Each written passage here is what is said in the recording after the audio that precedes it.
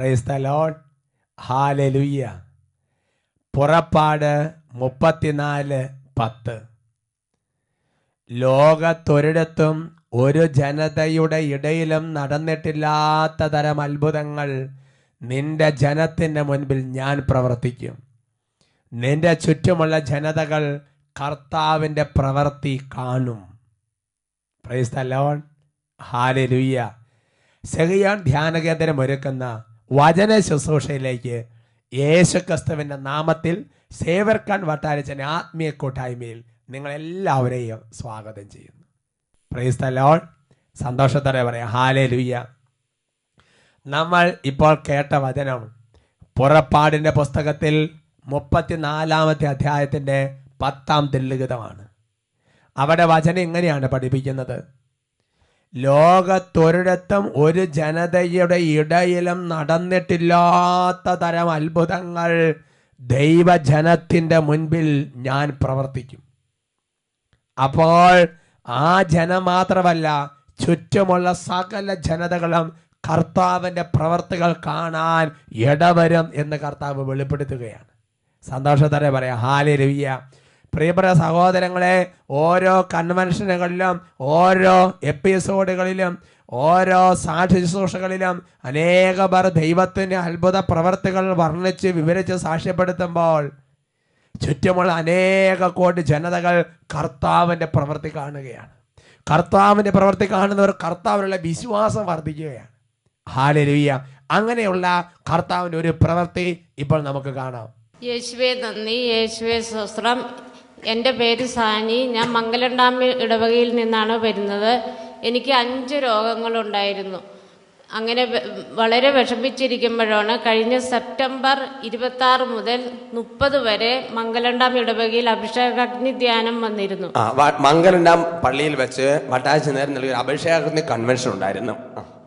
അങ്ങനെ എനിക്ക് ഒന്ന് സോപ്പിൻ്റെ അലർജി ആയിരുന്നു, പിന്നെ അൾസർ ഉണ്ടായിരുന്നു. ആ ധ്യാനത്തിൻ്റെ 3-ാമത്തെ ദിവസം എൻ്റെ കൈ ഭംഗിയ പോലെ ആവുകയും 3 ആഴ്ച കൊണ്ട് അത് പൂർണ്ണമായി സൗഖ്യം പ്രാപിക്കുകയും ചെയ്തു. പിന്നെ എനിക്ക് അൾസറിൻ്റെ രോഗമുണ്ടായിരുന്നു. അത് എനിക്ക് അച്ഛൻ വിശുദ്ധ കുർബാന സ്വീകരിച്ചിരിക്കുമ്പോൾ എല്ലാവരും ആത്മീയവും ശാരീരികവുമായ എല്ലാ രോഗങ്ങളിലേക്കും കടന്നു വരണമേ എന്ന് പ്രാർത്ഥിക്കാൻ പറഞ്ഞു. വിശുദ്ധ കുർബാന സ്വീകരണം കഴിഞ്ഞ് ആത്മീയവും ശാരീരികവും എല്ലാ രോഗങ്ങളിലേക്കും കർത്താവെ കടന്നു വരണമെന്ന് പ്രാർത്ഥിക്കാൻ അച്ഛൻ പറഞ്ഞപ്പോൾ ഈ സഹോദരി ഹൃദയത്തുറവിയോടെ പ്രാർത്ഥിച്ചു. ഞാൻ ധ്യാനം കഴിഞ്ഞ ഞായറാഴ്ച അങ്ങനെ വിശുദ്ധ കുർബാന പ്രാർത്ഥിച്ചുകൊണ്ടിരിക്കുമ്പോൾ എൻ്റെ വയറ്റിൽ ഐസ് വെച്ച പോലെ ഒരു തണുത്ത ഒരു അനുഭവം ഉണ്ടായി. വട്ടാലച്ചൻ പറഞ്ഞതുപോലെ ഈ സഹോദരി അങ്ങ് പ്രാർത്ഥിച്ചുകൊണ്ടിരുന്നപ്പോൾ ഐസ് കട്ട വയറ്റിൽ വെച്ചതുപോലത്തെ ഒരു തണുപ്പ് അങ്ങ് അനുഭവപ്പെട്ടു. അങ്ങനെ എനിക്ക് അൾസറിന്റെ രോഗം പൂർണ്ണമായി സൗഖ്യപ്പെട്ടു. അത് ധ്യാനം കഴിഞ്ഞതിന് ശേഷമുള്ള ഞായറാഴ്ച പ്രാർത്ഥിക്കണം. ഹല്ലേലൂയ. അതായത് ധ്യാനത്തിന്റെ എല്ലാം അച്ഛൻ പറഞ്ഞ് ഇങ്ങനെ എപ്പോഴും വിശുദ്ധ കുർബാന സ്വീകരണം കഴിഞ്ഞ് ആത്മീയ ശാരീരികമായ രോഗങ്ങൾ സുഖപ്പെടുത്തണമേ എന്ന് പറഞ്ഞ് പ്രാർത്ഥിക്കണമെന്ന് പറഞ്ഞു. ഈ സഹോദരി ആ കേട്ട കാര്യം മനസ്സിൽ മനസ്സിൽ കളഞ്ഞില്ല. പിറ്റേ ഞായറാഴ്ച കുർബാന ഞാൻ പ്രാർത്ഥിച്ച് അപ്പൊ തന്നെ കർത്താവ് സൗഖ്യം നൽകി അനുഗ്രഹിച്ച്. Price the Lord. എനിക്ക് കിട്ടിയ അനുഗ്രഹത്തിന് നന്ദി പറഞ്ഞുകൊണ്ട് ഞാൻ സെഹിയോനിൽ 7 മാസം ആദ്യ വെള്ളിയാഴ്ച തുടർച്ചയായി വരാമെന്ന് ഞാൻ ധ്യാനം കഴിഞ്ഞപ്പോ കർത്താവിനോട് നന്ദി പറഞ്ഞ് സെഹിയോനിൽ വന്ന ആദ്യ വെള്ളിയാഴ്ചകൾ പ്രാർത്ഥിക്കാൻ സഹോദരി തീരുമാനമെടുത്തു. അങ്ങനെ ഞാൻ കഴിഞ്ഞ നവംബർ മാസം മുതൽ വരാൻ തുടങ്ങി. ഭയങ്കര തലവേദനയും പ്രഷർ കുറയുന്ന രോഗവും എനിക്ക് ഉണ്ടായിരുന്നു.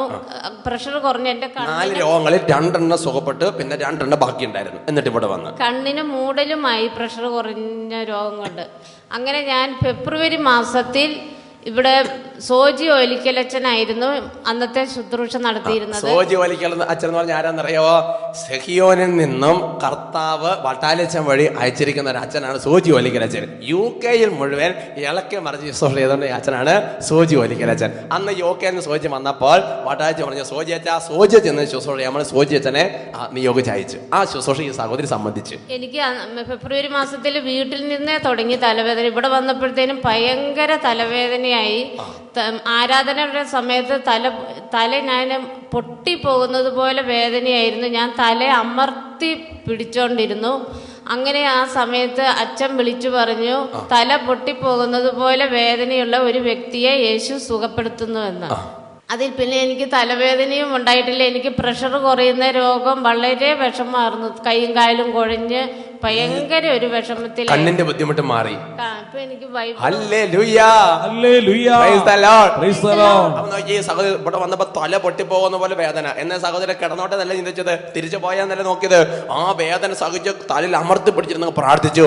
അപ്പോ സോജിച്ച് പിടിച്ച് പറഞ്ഞു, ആ തല പൊട്ടിപ്പോകുന്നത് പോലെ വേദന അനുഭവിക്കുന്ന ഒരു വ്യക്തിയെ കർത്താവ് സ്പർശി. ആ സെക്കൻഡ് മുഴുവൻ സൗഖ്യം വ്യാപരിച്ച്. ഹല്ലേലൂയ. സഹോദരി അനുഗ്രഹം പ്രാപിച്ച വഴികൾ നിങ്ങളൊന്ന് മനസ്സിലാക്കണം സഹോദരങ്ങളെ. ഒരു ധ്യാനത്തെ സംബന്ധിച്ച് ആ ധ്യാനത്തെ കേട്ട നിർദ്ദേശം അനുസരിച്ച് പ്രാർത്ഥിച്ചു. അത് കഴിഞ്ഞ് വീണ്ടും ശുശ്രൂഷകൾക്ക് വന്ന് എന്നിട്ടോ ആ ഞെരുക്കൾ നടുവിലെല്ലാം പിടിച്ചെന്ന് ധാരാളം അനുഗ്രഹങ്ങൾ സ്വന്തമാക്കി. ഹല്ലേലൂയ. നോക്ക സഹോദരങ്ങളെ, ലോകത്തിൽ ഒരു ജനതയുടെ ഇടയിലും നടന്നിട്ടില്ലാത്ത തരം അത്ഭുതങ്ങൾ കർത്താവ് പ്രവർത്തിക്കുകയാണ്. ചുറ്റുമുള്ള അനേക ജനതകൾ കർത്താവിനെ മഹത്വപ്പെടുത്താൻ ഇടവരികയാണ്. ഒരുമിച്ച് പറയാം ഹല്ലേലൂയ എന്ന് പറഞ്ഞാൽ, പ്രിയപ്പെട്ട സഹോദരങ്ങളെ, ബഹുമാനപ്പെട്ട സേവർക്കാൻ വട്ടാലച്ചൻ ആ ധ്യാനത്തിന് നടുവിൽ വിശുദ്ധ കുർബാന സ്വീകരണം കഴിഞ്ഞ ശേഷം ആത്മീയവും ശാരീരികമായ രോഗസൗഖ്യത്തിന് വേണ്ടി പ്രാർത്ഥിക്കാൻ പറഞ്ഞ് ധ്യാനത്തിനിടയിൽ പറഞ്ഞ് അത് വിശ്വസിച്ച് ദൈവം സൗഖ്യം കൊടുത്ത് അതിനെക്കുറിച്ച് സാക്ഷ്യപ്പെടുത്താനൊക്കെ ആഗ്രഹിച്ച് ഇവിടെ വന്ന് അടുത്ത സമയത്ത് കർത്താവ് സുഖപ്പെടുത്തി. ഒരുമിച്ച് പറയാം ഹല്ലേലൂയ. പ്രിയപ്പെട്ട സഹോദരങ്ങളെ, അപ്പോ കർത്താവ് നൽകിയിരിക്കുന്ന വചനങ്ങൾ എന്ന് പറയുന്നത് ഒരു ധ്യാനത്തിൽ സംബന്ധിച്ചുകൊണ്ടിരിക്കുമ്പോൾ സംഭവിക്കുന്ന മാത്രമല്ല, കർത്താവ് നൽകപ്പെട്ടിരിക്കുന്ന വചനങ്ങൾ കർത്താവിൻ്റെ ശുശ്രൂഷകൾ നടക്കുന്ന സ്ഥലത്തെല്ലാം സംഭവിക്കുമെന്നാണ് പരിശുദ്ധാത്മാവ് വെളിപ്പെടുത്തുന്നത്. ഉറക്കെ പറയാം ഹല്ലേലൂയ. എല്ലാ ദിവസവും വിശുദ്ധ കുർബാനയിൽ സംബന്ധിക്കുമ്പോൾ ഇതേ കാര്യം നടക്കുന്നുണ്ട്. ധ്യാനത്തെ സംബന്ധിക്കുമ്പോൾ ഇതേ കാര്യം നടക്കുന്നുണ്ട്. Price the Lord. ഇപ്പോൾ ഈ ടെലിവിഷന് മുമ്പിലിരുന്ന് അല്ലെങ്കിൽ കമ്പ്യൂട്ടറിന് മുമ്പിലിരുന്ന് ഈ വചന ശുശ്രൂഷ കണ്ടുകൊണ്ടിരിക്കുന്ന ഓരോരുത്തരുടെ മേലും ഇതേ അത്ഭുതങ്ങൾ പ്രവർത്തിക്കാൻ കർത്താവ് ആഗ്രഹിക്കുന്നുണ്ട്. ഉറക്കെ പറയാം ഹല്ലേലൂയ. ഒരുമിച്ച് പറയാം ഹല്ലേലൂയ. കർത്താവിൻ്റെ സന്നിധിയിൽ ദൈവമേ ഞങ്ങളുടെ ജീവിതത്തിൽ അവിടുന്ന് ഒരു അത്ഭുതം ചെയ്യണമേ, ഒരു അത്ഭുതം ചെയ്യണമെന്ന് പ്രാർത്ഥിക്കുക. അത് രോഗത്തിന് വേണ്ടി മാത്രമായിരിക്കണമെന്നില്ല, ജോലിയുടെ കാര്യത്തിലായിരിക്കോട്ടെ, കുടുംബ ബന്ധങ്ങളുടെ കാര്യത്തിലായിക്കോട്ടെ, മകനൊരു നല്ല ജീവിതപങ്കം ലഭിക്കുന്ന കാര്യത്തിലായിക്കോട്ടെ. ദൈവമേ എൻ്റെ സഹോദരങ്ങളെ, നമ്മുടെ ജീവിതത്തിൽ ദൈവം ചെയ്യുന്നതെല്ലാം അത്ഭുതങ്ങളാണ്. ഉറക്കെ പറയാം ഹല്ലേലൂയ.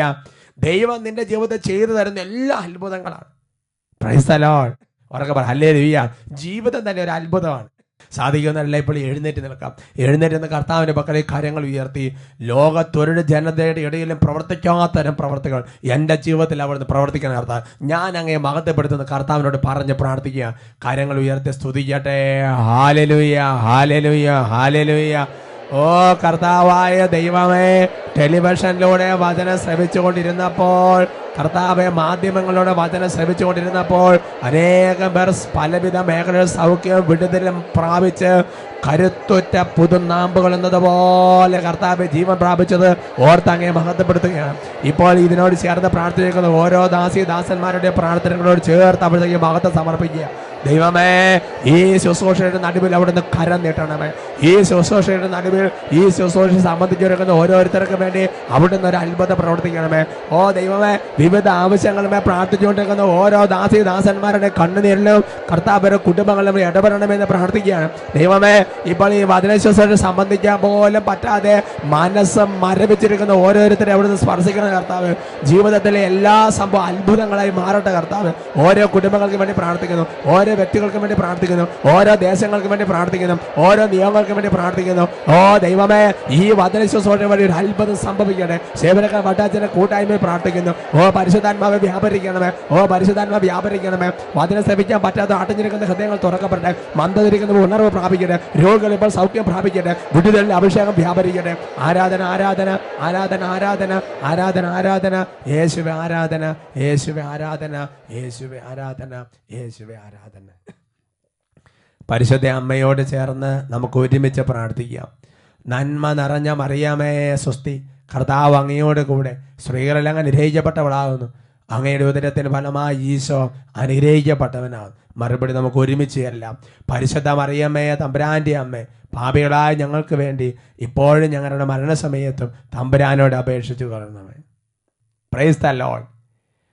ഇന്ന് നമ്മൾ ചിന്തിക്കുന്ന വിഷയം ഐഹിക ജീവിതം സ്വർഗീയ ജീവിതമാക്കാൻ. Price the Lord. ഐഹിക ജീവിതം എന്ന് പറഞ്ഞാൽ ഈ ലോകത്തിൽ നമ്മളിപ്പോൾ ജീവിച്ചുകൊണ്ടിരിക്കുന്ന ജീവിതം, ഈ ഐഹിക ജീവിതം സ്വർഗീയ ജീവിതമാക്കി മാറ്റണം. ഒരുമിച്ച് പറയാം ഹല്ലേലൂയ. ഹൃദയം തുറന്ന് പറയാം ഹല്ലേലൂയ. പ്രിയപ്പെട്ട സഹോദരങ്ങളെ, യേശുക്രിസ്തുവിന്റെ എല്ലാ പ്രബോധനങ്ങളിലും പിതാവിനെ കുറിച്ചും സ്വർഗത്തെക്കുറിച്ചും സ്വർഗത്തെ വാസസ്ഥലങ്ങളെക്കുറിച്ചും ഈ ജീവിതം ഈ ഭൂമിയിൽ തീരാനുള്ളതല്ല എന്നും കർത്താവ് വ്യക്തമായിട്ട് പറയുന്നുണ്ട്. ഒരുമിച്ച് പറയാം ഹല്ലേലൂയ. ഹൃദയം തുറന്ന് പറയാം ഹല്ലേലൂയ. എന്ന് പറഞ്ഞാൽ പ്രിയപ്പെട്ട സഹോദരങ്ങളെ, 1 അടി മണ്ണിൽ അഴുകിത്തീരാനുള്ളതല്ല യേശുവിനെ രക്ഷകനും നാഥനുമായി സ്വീകരിച്ചിരിക്കുന്ന ഒരു വ്യക്തിയുടെ ജീവിതം. അത് സ്വർഗോന്മുഖമായ ഒരു ജീവിതമാണ്. അതിനെക്കുറിച്ച് വചനം വെളിപ്പെടുത്തുന്നത് ഈ ഭൂമിയിൽ ആരംഭിച്ച് സ്വർഗത്തിൽ എത്തിച്ചേരേണ്ട ഒരു ജീവിതമാണ്. സഭാ പ്രബോധനങ്ങൾ അങ്ങനെ പഠിപ്പിക്കുന്നുണ്ട്. എന്നാൽ പ്രിയപ്പെട്ട സഹോദരങ്ങളെ, വചനവും സഭാ പ്രബോധനങ്ങളും കുറച്ചുകൂടി ആഴത്തിൽ മനസ്സിലാക്കുമ്പോൾ നമ്മൾ മനസ്സിലാക്കിയെടുക്കുന്ന ഒരു സത്യമുണ്ട്. എന്ന് പറഞ്ഞാൽ ഈ ലോക ജീവിതത്തിന് ശേഷം പൊടുന്നനെ ആരംഭിക്കുന്ന ഒന്നല്ല സ്വർഗീയ ജീവിതം. മറിച്ച് ഈ ഭൂമിയിൽ തന്നെ സ്വർഗീയ ജീവിതം ആരംഭിച്ച് ആ സ്വർഗീയ ജീവിതം പ്രിയപ്പെട്ട സഹോദരങ്ങളെ മറ്റൊരവസ്ഥയെ തുടരുന്നു എന്ന് മാത്രമാണ് നമ്മൾ മനസ്സിലാക്കേണ്ടത്. അതിനെക്കുറിച്ച് ചില വചനങ്ങൾ നമ്മൾ പഠിക്കുകയാണ്. അതെങ്ങനെയാണ് അങ്ങനെ ആയിത്തീരാൻ സാധിക്കുക നമ്മൾ മനസ്സിലാക്കുകയാണ്. അതിനുവേണ്ടി ബാറൂക്കിന്റെ പുസ്തകത്തിൽ 1-ാമത്തെ അധ്യായത്തിന്റെ 11-ാമത്തെ തിരുലിഖിതം നമുക്കൊന്ന് ശ്രമിക്കാം. അവരുടെ ഐഹിക ജീവിതം സ്വർഗീയ ജീവിതം പോലെ ആകുന്നതിന് വേണ്ടിയുമാണ് പ്രാർത്ഥിക്കുന്നത് എന്ന് പറഞ്ഞാൽ പ്രിയപ്പെട്ട സഹോദരങ്ങളെ, അടിമത്തത്തിന്റെ കാലഘട്ടത്തിൽ ദൈവജനം അടിമത്തത്തിൽ കിടന്നുകൊണ്ട് നടത്തേണ്ട ഒരു പ്രാർത്ഥനയെക്കുറിച്ച് ബാറൂക്ക് എഴുതിയിരിക്കുകയാണ്. വചനത്തിന്റെ ഭാഗത്തിന്റെ തുടക്കം ശരിക്കും പറഞ്ഞാൽ ഇങ്ങനെയാണ്: ബാബിലോൺ രാജാവായ നബുക്കദ്നേസറിന്റെയും അവന്റെ പുത്രൻ ബെൽഷാസറിന്റെയും ആയുസ്സിനു വേണ്ടിയും അവരുടെ ഐഹിക ജീവിതം സ്വർഗീയ ജീവിതം പോലെ ആകുന്നതിനും വേണ്ടിയും പ്രാർത്ഥിക്കുവിൻ എന്ന് പറഞ്ഞാൽ പ്രിയപ്പെട്ട സഹോദരങ്ങളെ, അടിമത്തത്തിൽ കിടക്കുമ്പോൾ ആ കാലഘട്ടത്തിലെ രാജാവായ നബുക്കദ്നേസറിന് വേണ്ടി അദ്ദേഹത്തിന്റെ മകന് വേണ്ടി ജനത ഇങ്ങനെ പ്രാർത്ഥിക്കണം. എന്താണ് പ്രാർത്ഥിക്കേണ്ടത്? അവരുടെ ഐഹിക ജീവിതം ഒരു സ്വർഗീയ ജീവിതം പോലെ ആയിത്തീരാൻ. ഈ അടിമത്തത്തിൽ കിടക്കുന്നവരുടെ ഐഹിക ജീവിതം, ഞെരുക്കത്തിന്റെ ജീവിതം, തകർച്ചയുടെ ജീവിതം, ദുരിതത്തിന്റെ ജീവിതം ഒരു സ്വർഗീയ ജീവിതമായി പോകണം.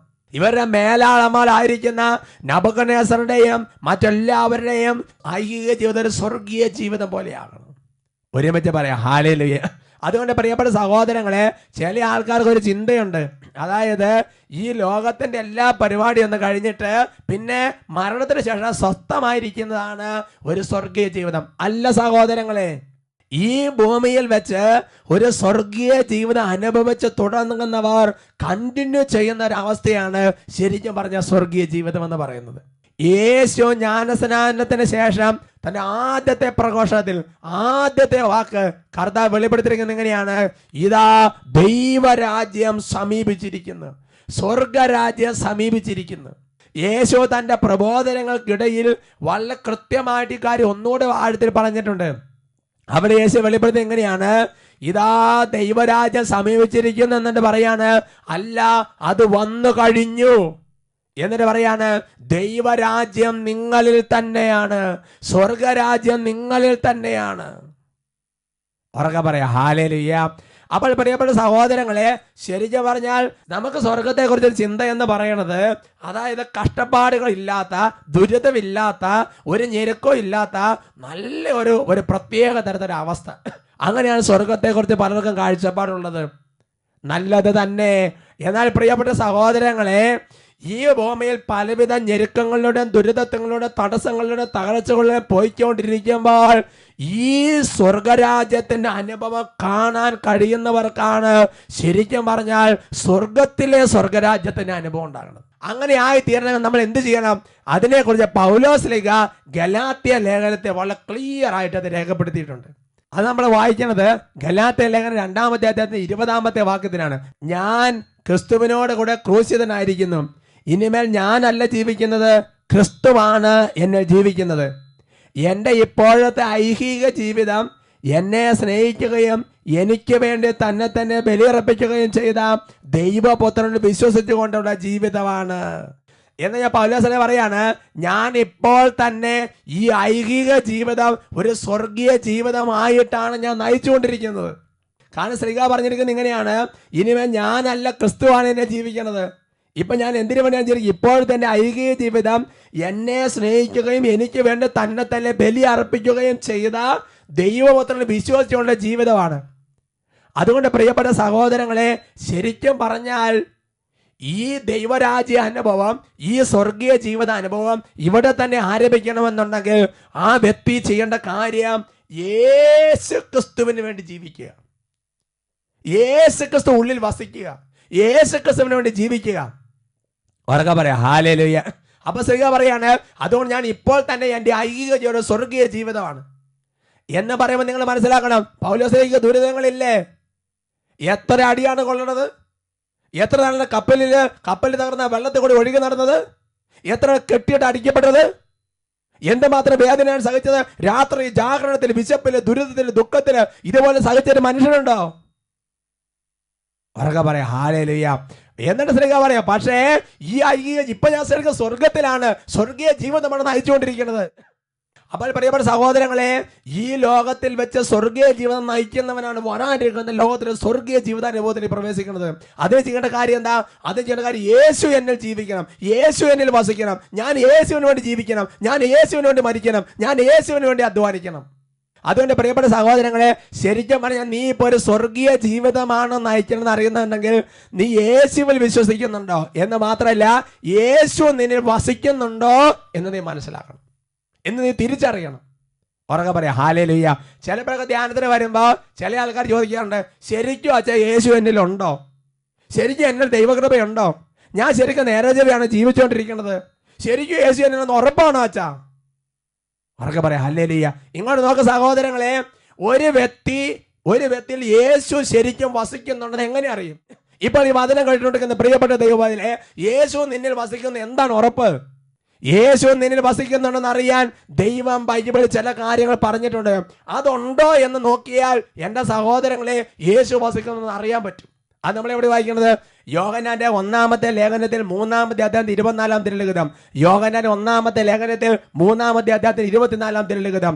അവിടെ വചനം ഇങ്ങനെയാണ് പഠിപ്പിക്കുന്നത്, അവന്റെ കൽപ്പനകൾ അനുസരിക്കുന്ന ഏവനും അവനിൽ വസിക്കുന്നു, അവൻ കൽപ്പനകൾ പാലിക്കുന്നവനിലും അവൻ നമുക്ക് നൽകിയിരിക്കുന്ന ആത്മാവ് മൂലം അവൻ നമ്മിൽ വസിക്കുന്നുവെന്ന് നാം അറിയുകയും ചെയ്തിരിക്കുന്നു. ഉറക്കെ പറയാം ഹല്ലേലൂയ. അപ്പോൾ പ്രിയപ്പെട്ട സഹോദരങ്ങളെ, യേശു ക്രിസ്തു നമ്മളിൽ വസിക്കുന്നുണ്ട്. എങ്ങനെയാണ് നമ്മൾ അറിയണത്? അതറിഞ്ഞാൽ നമ്മൾ സ്വർഗതുല്യമായ ജീവിതം നമ്മൾ നയിക്കുമെന്ന് മനസ്സിലാക്കാൻ പറ്റും. അതിന് നൽകിയിരിക്കുന്ന മാർഗം എങ്ങനെയാണ്? യേശു നമ്മൾ വസിക്കുന്നുണ്ടോ എന്ന് നാം അറിയുന്നത് വചനപ്രകാരം. പ്രിയപ്പെട്ട, ആത്മാവ് മൂലം അവൻ നമ്മൾ വസിക്കുന്നു നാം അറിയുന്നു എന്ന് പറഞ്ഞാൽ ദൈവത്തിന്റെ പരിശുദ്ധാത്മാവിന്റെ പ്രവർത്തനങ്ങൾ നമ്മുടെ ജീവിതത്തിൽ നടക്കുന്നുണ്ടെങ്കിൽ എൻ്റെ പ്രിയപ്പെട്ട സഹോദരങ്ങളെ, യേശു നമ്മൾ വസിക്കുന്നുണ്ട് എന്നാണ് എൻ്റെ അർത്ഥം. യേശു നമ്മൾ വസിക്കുന്നുണ്ടെങ്കിൽ ഒരു സംശയം വേണ്ട സഹോദരങ്ങളെ, നമ്മളിപ്പോൾ സ്വർഗീയ ജീവിതമാണ് നയിച്ചുകൊണ്ടിരിക്കുന്നത്. എന്ന് തൊട്ടുമാളി പറഞ്ഞ വാക്യാണ്, അവിടുത്തെ വചനങ്ങൾ അനുസരിക്കുന്നവരിൽ യേശു വസിക്കുന്നുണ്ട്, അവരുടെ വചനങ്ങൾ കേൾക്കുന്നതിന് പരിശുദ്ധാത്മാവിന്റെ പ്രവർത്തനമുണ്ട്. ഉറക്കെ പറയാം ഹല്ലേലൂയ. ഇപ്പോൾ നിങ്ങളുടെ മനസ്സിൽ അടുത്തൊരു ചോദ്യം ഉണ്ടായി, ഈ പരിശുദ്ധാത്മാവ് നമ്മൾ വസിക്കുന്നുണ്ട് ഇപ്പൊ എങ്ങനെ അറിയാൻ പറ്റുക? യേശു വസിക്കുന്നുണ്ടെന്ന് അറിയണത് ആത്മാവ് മൂലം. ആത്മാവിന്റെ വ്രതം നടക്കുന്നുണ്ട്, യേശു വസിക്കുന്നുണ്ട്. അങ്ങനെ ഈ ആത്മാവ് വസിക്കുന്നുണ്ടെന്ന് എങ്ങനെയാണ് അറിയണത്? അതിന് എൻ്റെ സഹോദരങ്ങളെ വളരെ ക്ലിയർ ആയിട്ട് കർത്താവ് വചനം വെളിപ്പെടുത്തിയിട്ടുണ്ട്. അത് നമ്മൾ വായിക്കുന്നത് റോമാലേഖനത്തിലാണ്. റോമാലേഖനത്തിൽ 8-ാമത്തെ അധ്യായം 9-ാം തിരുലിഖിതം. റോമാലേഖനത്തിൽ 8-ാമത്തെ അധ്യായം 9-ാം തിരുലിഖിതം. അവിടെ വചനം എങ്ങനെയാണ് പഠിപ്പിക്കുന്നത്? ദൈവത്തിന്റെ ആത്മാവ് യഥാർത്ഥമായി നിങ്ങൾ വസിക്കുന്നുവെങ്കിൽ നിങ്ങൾ ജഡികരല്ല ആത്മീയരാണ്. നിങ്ങൾ ജഡികരല്ല ആത്മീയരാണ്. അപ്പോൾ പ്രിയപ്പെട്ട സഹോദരങ്ങളെ, ദൈവത്തിന്റെ പരിശുദ്ധാത്മാവ് നിങ്ങൾ വസിക്കുന്നുണ്ടെങ്കിൽ, നമ്മൾ വസിക്കുന്നുണ്ടെങ്കിൽ ജഡത്തിന്റെ പ്രവർത്തനങ്ങൾ ഈ ശരീരത്തിൽ ഉണ്ടായില്ല. ജഡത്തിന്റെ വ്യാപാരങ്ങൾ എന്ന് പറഞ്ഞിട്ട് ശ്രീക പറഞ്ഞിരിക്കുന്ന ചില കാര്യങ്ങളുണ്ട്. ദുരാശ, കണ്ണിന്റെ ദുരാശ, ഒരുപാട് തരത്തിൽ ഗലാത്യയിലെ 5-ാം അധ്യായത്തിൽ കുറെ കാര്യങ്ങൾ, മദ്യപാനം, മധുരോത്സവം, അനീതി എന്ന് പറഞ്ഞ് ഒരുപാട് കാര്യങ്ങൾ ലിസ്റ്റിട്ട് വെച്ചിട്ടുണ്ട്. സ്വയംഭോഗം, സ്വവർഗഭോഗം, ഒരുപാട് മേഖലകള്. അതുകൊണ്ട് പ്രിയപ്പെട്ട സഹോദരങ്ങളെ, ഈ വക ജഡത്തിന്റെ അരൂപികൾ നമ്മളുണ്ടെങ്കിൽ പരിശുദ്ധാത്മാവല്ല. ഉറക്കെ പറയാം ഹല്ലേലൂയ. അതുകൊണ്ട് യേശുക്രിസ്തു നമ്മളുണ്ടെന്ന് മനസ്സിലാക്കണമെന്നുണ്ടെങ്കിൽ കർത്താവിന്റെ വചനങ്ങൾ നമ്മൾ പാലിക്കുന്നുണ്ടെന്ന് നോക്കണം. രണ്ടാമത്തെ കാര്യം നമ്മൾ നോക്കേണ്ടത് ആത്മാവ് നമ്മൾ വസിക്കുന്നുണ്ടെന്ന് നോക്കണം. ആത്മാവ് വസിക്കുന്നുണ്ടെന്ന് അറിയാനുള്ള മാർഗം ജഡത്തിന്റെ പ്രവർത്തനങ്ങൾ ശരീരത്തിലുണ്ടെന്ന് നോക്കണം. അതുകൊണ്ട് നീ ഇന്ന് ജഡത്തിന്റെ എല്ലാ പ്രവർത്തനങ്ങൾക്ക് അടിമപ്പെട്ട് ജീവിക്കുന്ന വ്യക്തിയാണെങ്കിൽ എന്റെ സഹോദരങ്ങളെ, ഈ ഐഹിക ജീവിതം നീ ഒരു നരകതുല്യമാക്കി ജീവിക്കുന്ന വ്യക്തിയാണ്. അവന്റെ അവസാനത്തെ നരകത്തിലേക്കുള്ള വാതിലുകൾ തുറക്കപ്പെടുന്നത്. എന്നാൽ നീ യേശുവിന്റെ വചനങ്ങൾ പാലിച്ച് പരിശുദ്ധാത്മാവിന്റെ പ്രവർത്തനങ്ങൾ, എന്താ പരിശുദ്ധാത്മാവിന്റെ ഫലങ്ങള്? സ്നേഹം, ആനന്ദം, ദയ, നന്മ, ഇങ്ങനെയുള്ള പരിശുദ്ധാത്മാവിന്റെ പ്രവർത്തനങ്ങൾ, പരിശുദ്ധാത്മാവിന്റെ കൃപാവരങ്ങൾ നിന്റെ ശരീരത്തിന് പ്രവഹിക്കുന്നുണ്ടെങ്കിൽ, ഫലങ്ങൾ പ്രവഹിക്കുന്നുണ്ടെങ്കിൽ എന്റെ സഹോദരൻ, യേശു നിന്നെ വസിക്കുന്നുണ്ട്. നീ ഇപ്പൊ സ്വർഗീയ ജീവിതമാണ് നയിച്ചുകൊണ്ടിരിക്കുന്നത്. ഇതാണ് സഹോദരങ്ങളെ റോമാലേഖനത്തിൽ അതിന്റെ 14-ാമത്തെ അധ്യായത്തിന്റെ 17-ാമത്തെ വാക്യം. റോമ 14:17 വചനം പഠിപ്പിക്കുകയാണ്. കാരണം ദൈവരാജ്യം എന്നാൽ ഭക്ഷണവും പാനീയവുമല്ല, പിന്നെ എന്താണ്? പ്രത്യുത നീതിയും സമാധാനവും പരിശുദ്ധാത്മാവിലുള്ള സന്തോഷവുമാണ്. ഉറക്കെ പറയാം ഹല്ലേലൂയ. നോക്ക സഹോദരങ്ങളെ, ഇന്ന് നിന്റെ ഹൃദയത്തിൽ സമാധാനം ഉണ്ടോ? നിന്റെ ഹൃദയത്തിൽ നീതിയുണ്ടോ? നിന്റെ ഹൃദയത്തിൽ പരിശുദ്ധാത്മാവിന് ചേർന്നൊരു സന്തോഷമുണ്ടോ? കാര്യം കുറച്ച് രോഗമുണ്ട്, പക്ഷെ നിനക്ക് സമാധാനമുണ്ടോ? നിനക്ക് സന്തോഷമുണ്ടോ? ഈ സന്തോഷം എന്ന് പറയുമ്പോൾ ഒരു സിനിമ കാണാൻ കൊണ്ടുള്ള സന്തോഷമല്ല, പരിശുദ്ധാത്മാവിനുള്ള സന്തോഷം. നീതി എന്ന് പറഞ്ഞാൽ എന്താ? അനേകർക്ക് നന്മ ചെയ്യേണ്ട നന്മയല്ല, ചെയ്യേണ്ടാത്ത നന്മയെ ചെയ്യുന്നവനാണ് നീതിമാൻ. അതുകൊണ്ട് ദൈവരാജ്യം എന്ന് പറഞ്ഞ സഹോദരങ്ങളെ എല്ലാ തരത്തിലുള്ള പുറമെയുള്ള ദുരിതങ്ങളൊന്നും ഇല്ലാത്ത ഒരവസ്ഥയല്ല. കാരണം ഭക്ഷണം കഴിച്ച് നന്നായിട്ട് ജീവിക്കുന്ന ഒരവസ്ഥയല്ല. ശ്രീക പറഞ്ഞു വെച്ചു, ദൈവരാജ്യം എന്നാൽ ഭക്ഷണ പാനീയമല്ല. പിന്നെയോ അതിനുവഴി നീതിയും സമാധാനവും പരിശുദ്ധാത്മാവിലുള്ള സന്തോഷമാണ്. ജോബിന് സംഗതി ദുരിതം കഷ്ടപ്പാടുണ്ട്, പക്ഷെ ഉള്ളിൽ സന്തോഷം ഉണ്ടായിരുന്നു. അൽഫോൻസാമ ദുരിതം സങ്കടം വേദന ഉണ്ടായിരുന്നു, പക്ഷെ സന്തോഷം ഉണ്ടായിരുന്നു, സമാധാനം ഉണ്ടായിരുന്നു. ഹല്ലേലൂയ. ഐഹിക ജീവിതം സ്വർഗീയ ജീവിതമാക്കാൻ നീ പ്രാർത്ഥിക്കണം. എന്നിട്ട് ചിന്തിക്കണം, ഞാനിപ്പോ ശരിക്കും സ്വർഗീയ ജീവിതമാണ് നയിക്കണത്. പറയാ ഹല്ലേലൂയ. ഹല്ലേലൂയ. അതിന് ആത്മാവിന്റെ പ്രവർത്തനങ്ങൾ നമ്മൾ ഉണ്ടോന്ന് നോക്കണം. യേശു വസിക്കുന്നുണ്ടെന്ന് നോക്കണം. Price the Lord. അതിനുള്ള മാർഗങ്ങളാണ് ഇപ്പോൾ വെളിപ്പെട്ടത്. ഹല്ലേലൂയ. എഴുന്നേറ്റ് നിൽക്കാം. കർത്താവിന്റെ സന്നിധിയിൽ ശരിക്കും ഒന്ന് ആത്മശോധന ചെയ്ത് പ്രാർത്ഥിക്കുകയാണ് സഹോദരങ്ങളെ. ഈ ലോകത്തിൽ ഇപ്പോൾ എന്ത് ജീവിതമാണ് നീ നയിച്ചുകൊണ്ടിരിക്കുന്നത്? ദൈവരാജ്യത്തിന്റെ ജീവിതം സ്വർഗീയ ജീവിതവുമാണ്, അതോ ഈ ലോകത്തിന്റെ എല്ലാ വ്യാപാരങ്ങളുടെ ജീവിതമാണ് നയിച്ചുകൊണ്ടിരിക്കുന്നത്? ശരിക്കും യേശു നിന്നിലുണ്ടോ? യേശു കൊണ്ടാണ് അറിയാനുള്ള മാർഗം. വചനങ്ങൾ പാലിക്കുന്നുണ്ടെന്ന് നോക്കണം. പരിശുദ്ധാത്മാവിന്റെ പ്രവർത്തനങ്ങൾ നടക്കുന്നുണ്ടെന്ന് നോക്കണം. പരിശുദ്ധാത്മാവിന്റെ പ്രവർത്തനം നടക്കുന്നുണ്ടെന്ന് തെളിവെന്താണ്?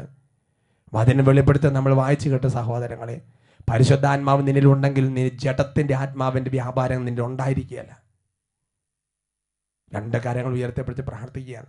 ദൈവമേ, ബാരോക്കിന്റെ പുസ്തകത്തിൽ കേട്ടല്ലോ, ഐഹിക ജീവിതം സ്വർഗീയ ജീവിതം പോലെ ആകാൻ വേണ്ടി പ്രാർത്ഥിക്കണമെന്ന് ഞങ്ങൾ പ്രാർത്ഥിക്കുകയാണ്. കർത്താവേ, എൻ്റെയും എൻ്റെ ജീവിത പങ്കാളിയുടെയും എൻ്റെ മക്കളുടെയും എൻ്റെ കുടുംബങ്ങളെയും എനിക്ക് ഏൽപ്പിക്കുന്ന മുഴുവൻ ജനത്തിൻ്റെയും ജീവിതം, എൻ്റെ ഭരണാധികാരികളുടെ ജീവിതം, എൻ്റെ മേൽനോട്ടക്കാരുടെ ജീവിതം ഒരു സ്വർഗീയ ജീവിതമാക്കി മാറ്റണമേ. കാര്യങ്ങൾ ഉയർത്തി സ്തുതിക്കട്ടെ.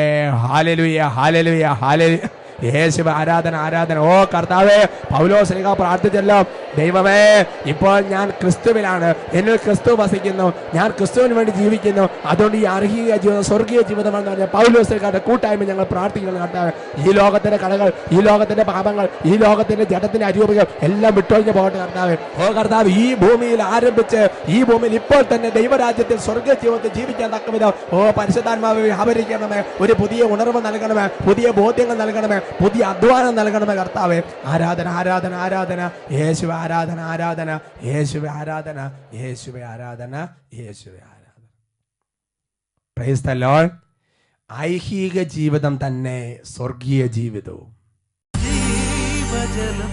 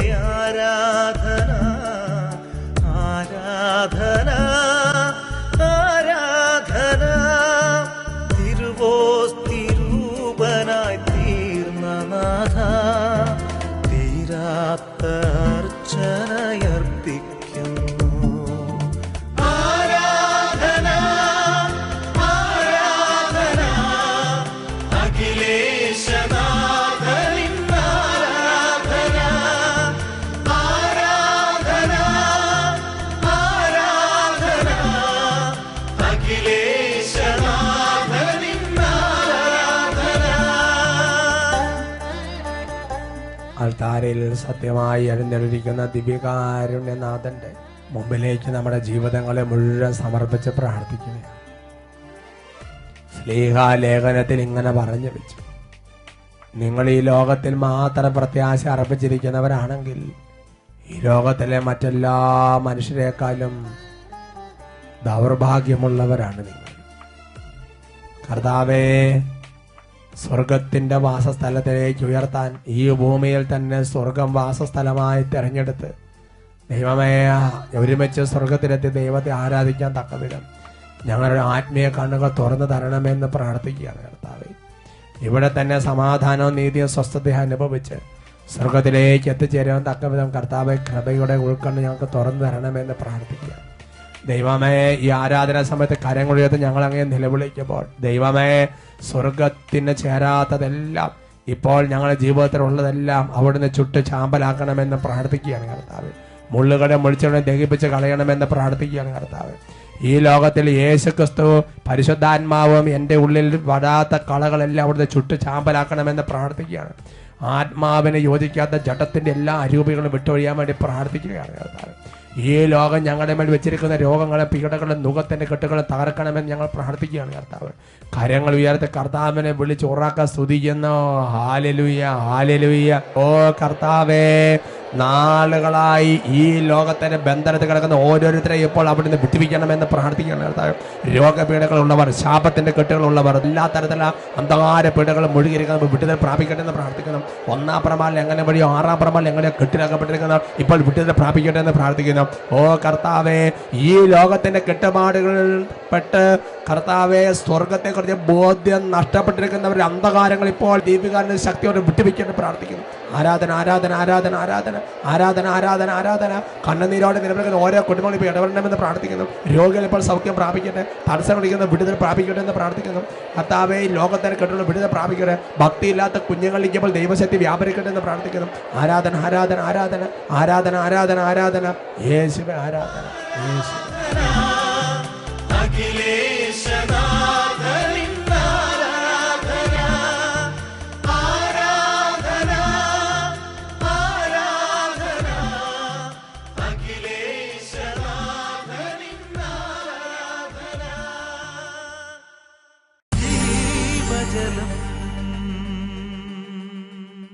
ഇസ്രായേലിൻ ദൈവമേ കരുണാമയ,